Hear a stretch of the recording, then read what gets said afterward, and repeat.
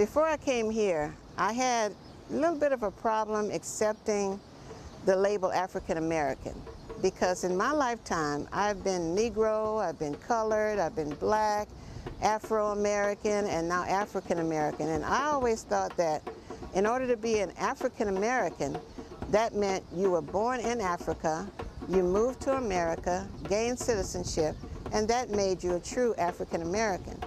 But after coming here and hearing them describe me as a Ghanaian, and I've set foot here, I feel very comfortable now referring to myself as an African American. I think it's important that my students find out about other people in the world, find out how they're living, and find out just what they can do to help other people around the world. The thing that I'll take back to my students in the United States is the local pride and heritage, the strong cultural traditions that the Africans still maintain and practice.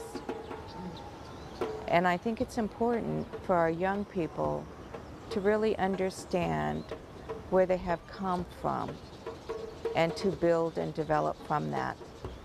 I want to scoop up some of the children and take them with me, teach them, show them the directions and pathways to the universities, perhaps someday come back to Ghana and help build their economy.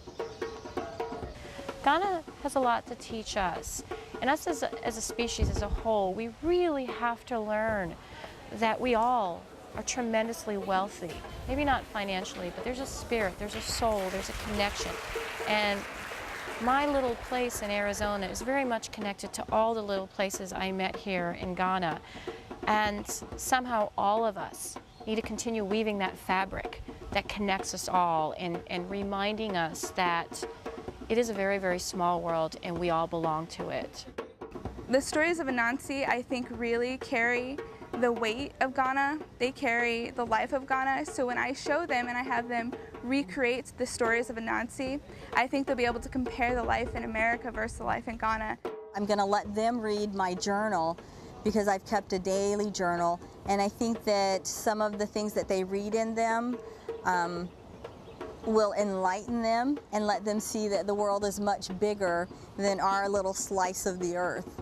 I'm so excited to be able to tell them the history of not just what they learn in the textbooks, which pertains mostly to those who came to the Americas as slaves, but also to inform them that there's whole generations of people from different places in Africa, Ghana in particular, where we've studied, that were affected by the slave trade.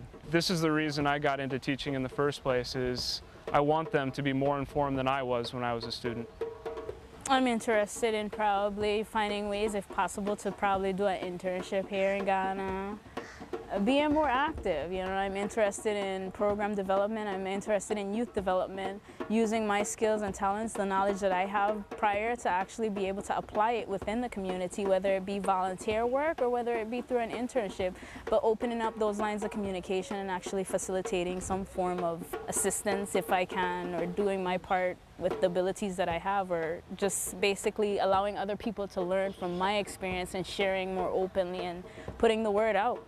What I will take away from this place will be the pride of my people, my ancestors, who walked some of the same streets, who slept in some of the same dungeons, who were forced to travel the same water.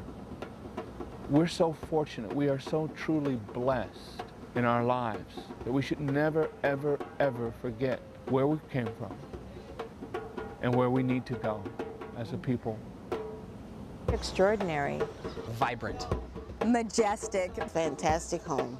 A willingness to give. Say cool. Resilient. Home. Incredible. Beautiful. Awakening.